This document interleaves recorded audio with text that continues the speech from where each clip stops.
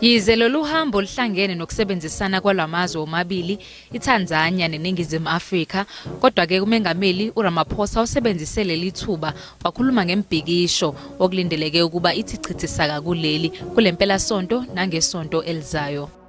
Usexwayise ngokuthi ezokuphepha kanye nabomthetho bazobe bechithiwe bezoqapha isimo nokuqinisekisa ukuthi lembhikisho ayinalo udlame. I want to say very clearly, disorder and anarchy will not be allowed in South Africa.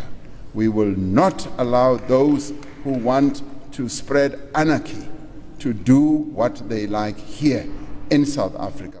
Ungqongqoshe wezogesi osanda kuhambela iphehla imandla ze-Eskom naye uthi uyaqonda ukuthi kungani abantu bakuleli bethukuthele kangaka ngendaba yogesi.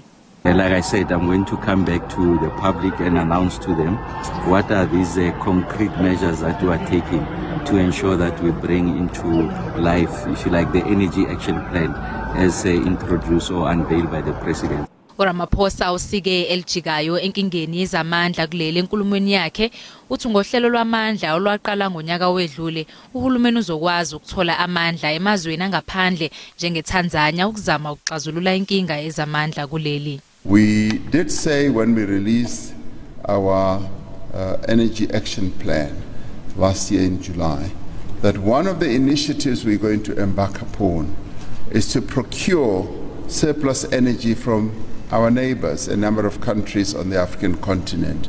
Kusenjalo sekela Mengameli uPaul Mashatile uhambele lo mcimbi wokwamkela uSamia Suluhu Hassan nokumcimbi wesibili kulonyaka okwamkela uMengameli wangaphandle kuleli.